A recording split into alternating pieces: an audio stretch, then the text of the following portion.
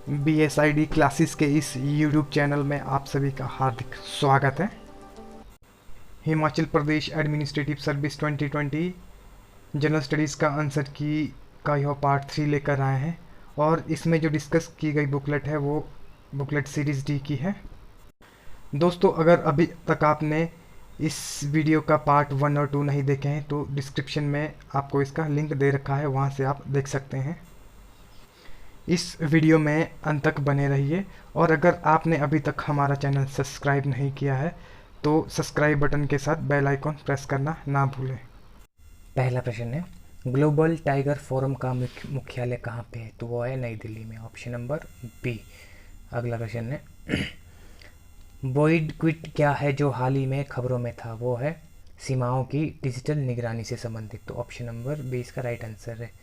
अगला प्रश्न है, भारत की पक्षी 2020 की रिपोर्ट के अनुसार भारत में हाउस स्पैरो की स्थिति क्या है? तो वो है स्टेबल, ऑप्शन नंबर ए इसका राइट आंसर होगा। अगला प्रश्न है, भारत ने किस देश के साथ अणु पर्यटन स्थापित करने के लिए एक समझौते पर हस्ताक्षर किए हैं? तो वो किए हैं मालदीव के साथ, ऑप्शन नंबर ए। अगला प्रश्न है, ग्लोबल हैप्पीनेस इंडेक्स 2019 में उन्हें 156 देशों के बीच भारत की स्थिति क्या थी? तो वो थी 140वीं। अगला प्रश्न है, किस प्रदेश सरकार ने एक परिवार एक नौकरी योजना शुरू की है? तो वो की है सिक्किम ने, ऑप्शन नंबर बी। अगला प्रश्न है, भारत के किन शहरों को गैर प्राप्ति वाले शहर कहा जाता है? तो वह कहा जाता है लगातार राष्ट्रीय परिवेश वायु गुणवत्ता मानकों की तुलना में खराब वायु गुणवत्ता दिखा रहे हैं, उन्हें गैर प्राप्ति वाले शहर कहा जाता है। तो ऑप्शन नंबर डी इसका सही उत्तर होगा। अगला प्रश्न है, सिडनी स्थित लोवी संस्थान द्वारा जारी ग्लोबल डिप्लोमेसी इंडेक्स 2019 की सूची में कौन सा देश शीर्ष पर रहा है? तो वह रहा है चाइना, ऑप्शन नंबर डी। अगला प्रश्न है, किस देश ने मैच फिक्सिंग से संबंधित अपराधों का अधिकारीकरण किया है? तो वह किया है श्रीलंका ने, ऑप्शन नंबर डी। अगला प्रश्न है, बड़ा दशैन किस देश में मनाया जाने वाला त्योहार है? तो यह है आपका नेपाल में। अगला प्रश्न है, अंतर्राष्ट्रीय महिला दिवस 2020 का अभियान विषय क्या है? तो यह है आपका बराबर के लिए प्रत्येक, option number D, each for equal. अगला प्रश्न है, ऑपरेशन कारवॉश शब्द जो हाल ही में समाचार बना रहा था किस देश से संबंधित है? तो यह है ब्राज़ील और इसकी राजधानी कहाँ है? ब्राज़ीलिया। अगला प्रश्न है, संयुक्त राष्ट्र जलवायु शिखर सम्मेलन COP26 की मेज़बानी कौन सा देश करेगा? तो वह करेगा आपके पास ब्रिटेन, यूके। अगला प्रश्न है, एक नवीनतम रिपोर्ट 2019 में विश्व बैंक ने भारत के प्रयासों और नीतियों की सराहना की है। तो वह की है आपका 1991 के बाद से गरीबी को आधे से कम करना। तो ऑप्शन नंबर ए इसका सही उत्तर होगा। अगला प्रश्न है, अर्थशास्त्र के लिए नोबेल पुरस्कार 2019 में अभिजीत बनर्जी, एस्थेर डफ्लो और माइकल क्रैमर को सम्मानित किया गया। तो किसके लिए किया गया था? विकासशील दुनिया में गरीबी से निपटने के लिए सबसे प्रभावी तरीकों की खोज करना, ऑप्शन नंबर ए इसका सही उत्तर होगा। अगला प्रश्न है, पर्यावरण में जारी होने वाले माइक्रो बीड्स को लेकर बड़ी चिंता क्यों है?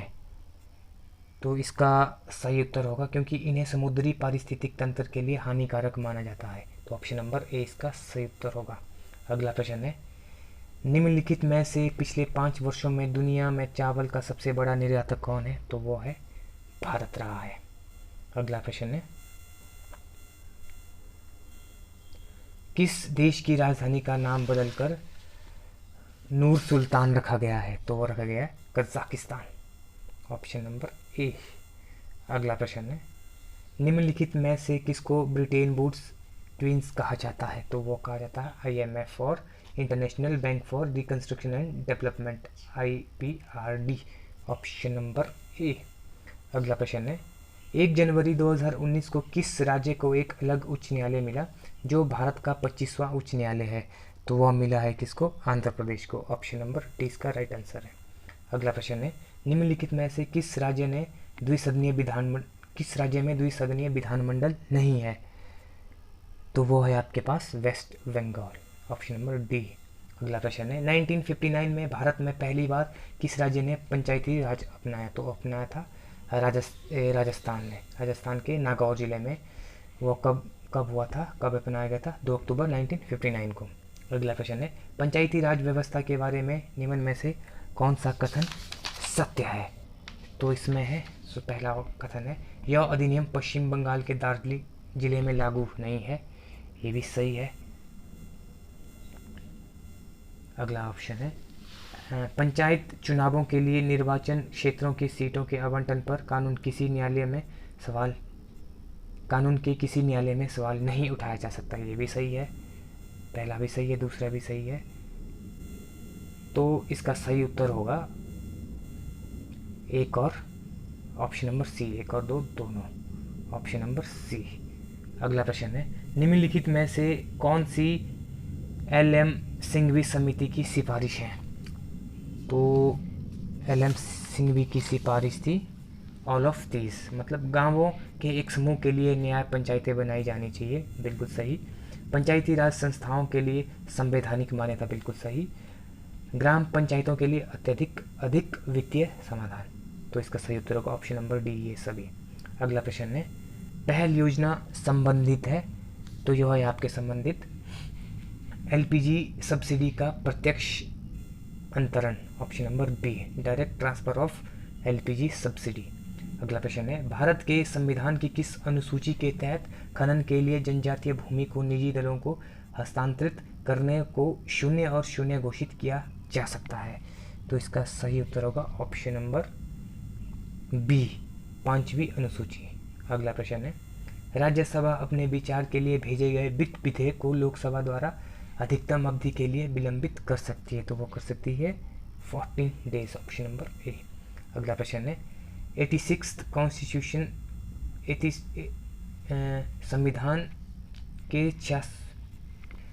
संविधान के 86वें संशोधन अधिनियम 2002 संबंधित है। तो यह किससे संबंधित है? Right to education of fundamental right for children range from 6 to 14 years. तो इसका सही उत्तर होगा ऑप्शन नंबर ए। तो यह है शिक्षा का अधिकार, 6 से 14 वर्ष के बच्चों के लिए मौलिक अधिकार। National human rights commission is a राष्ट्रीय मानवाधिकार आयोग है एक, यह क्या है? यह है ऑप्शन नंबर सी, सांविधिक निकाय, स्टैट्यूटरी बॉडी। अगला प्रश्न है, किस केंद्रीय मंत्रालय ने सार्वजनिक सेवा के प्रभावी वितरण के लिए नया वेब पोर्टल सेटेस्ट लॉन्च किया है? तो वो किया है आपके ministry of labour and employment, श्रम एवं रोजगार मंत्रालय, ऑप्शन नंबर सी। अगला प्रश्न है, 25 दिसंबर 2019 को केंद्र सरकार द्वारा शुरू किए गए सुशासन सूचकांक में कौन सा राज्य शीर्ष पर रहा है? तो वो रहा है आपके तमिलनाडु, ऑप्शन नंबर ए। अगला प्रश्न है, निम्नलिखित में से कौन सा आर्य समाजी नहीं था? तो इसका सही उत्तर है बाबा रामचंद्र, ऑप्शन नंबर बी। अगला प्रश्न है, निम्नलिखित में से कौन सा संगठन सबसे बाद में स्थापित हुआ? तो वह है राष्ट्रीय स्वयंसेवक संघ, RSS। अगला प्रश्न है, वर्निकुलर प्रेस अधिनियम किस वर्ष पारित हुआ था? तो यह पारित हुआ था आपका, कब हुआ था? 1878 में। तो ऑप्शन नंबर ए इसका सही उत्तर होगा, option number A, option number A is right answer. अगला प्रश्न है, पावना विद्रोह निम्नलिखित में से किस क्षेत्र में हुआ था? तो वह था बंगाल में। तो इसका सही उत्तर होगा ऑप्शन नंबर सी। अगला प्रश्न है, चैम्बर ऑफ प्रिंसेस का सर्वप्रथम अधिवेशन किस वर्ष आयोजित हुआ था? वह था 1921 में, ऑप्शन नंबर सी। अगला प्रश्न है, 1880 में अकाल नीति पर नियुक्त आयोग की अध्यक्षता किसने की थी? वो की थी रिचर्ड स्ट्रेची ने, ऑप्शन नंबर बी। अगला प्रश्न है 1927 में ब्रुसेल्स में हुए कांग्रेस ऑफ फ्रेंच नेशनलिटीज़ में निम्नलिखित में से कौन उपस्थित था? तो उसमें उपस्थित थे Jawaharlal Nehru, option number D. अगला प्रश्न है उल गुलान क्या था? तो यह था एक मुंडा विद्रोह और मुंडा रिवोल्ट। अगला प्रश्न है निम्नलिखित स्थानों में से कौन सी संस्था सबसे बाद में स्थापित हुई थी? तो वह हुई थी आपकी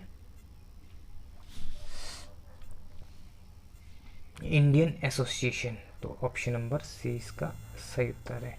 अगला प्रश्न है ब्रिटिश प्रधानमंत्री ने ब्रिटिश संसद में कब यह घोषणा की थी कि जून 1948 तक उत्तरदायी भारतीयों के हाथों में सत्ता का हस्तांतरण कर दिया जाएगा? तो इसका सही उत्तर होगा फरवरी 20, 1947, ऑप्शन नंबर बी। अगला प्रश्न है युवाओं को क्रांतिकारी राष्ट्रवाद की ओर आकर्षित करने के लिए सचिंद्रनाथ सान्याल ने निम्नलिखित में से कौन सी रचना लिखी थी? तो वो लिखी थी बंदी जीवन, ऑप्शन नंबर डी। अगला प्रश्न है निम्नलिखित में से कौन सा भारत में मिट्टी का प्रकार नहीं है? तो वह कोइस, ऑप्शन नंबर डी। अगला प्रश्न है जालंधर दोआब का संबंध निम्नलिखित में से किससे है? तो वह है व्यास और सतलुज के बीच का क्षेत्र, ऑप्शन नंबर डी। अगला प्रश्न है निम्नलिखित में से कौन पूर्वी घाटी की सबसे ऊंची चोटी है? तो वो है अरमाकोंडा, ऑप्शन नंबर बी। अगला प्रश्न है खेतड़ी एक समृद्ध जमा है? तो वो है आपका कॉपर का, किसका? कॉपर, तांबा। अगला प्रश्न है 49वें समानांतर कौन से के साथ कौन जुड़ा है? तो वह जुड़ा है Canada and US, option number B. अगला प्रश्न है रूस की लीना नदी मिलती है कहाँ मिलती है? लेप्तेब सागर में, ऑप्शन नंबर ए। अगला प्रश्न है बंजर जलप्रपात ऑस्ट्रेलिया के किस संरचनात्मक विभाजन से जुड़े हैं? तो वो जुड़े हैं पूर्वी हाईलैंड्स, ऑप्शन नंबर ए। अगला और लास्ट प्रश्न कनाडा का विनिपेग किसके लिए प्रसिद्ध है? तो यह प्रसिद्ध है आपका फर प्रपाशन के लिए, फर ट्रैपिंग के लिए, ऑप्शन नंबर ए इसका राइट आंसर है। अगर आपको हमारी यह वीडियो पसंद आती है तो लाइक, शेयर और कमेंट करना ना भूलें। अगर आप चैनल पर नए हैं तो सब्सक्राइब बटन के साथ बेल आइकन प्रेस करना ना भूलें। Thank you.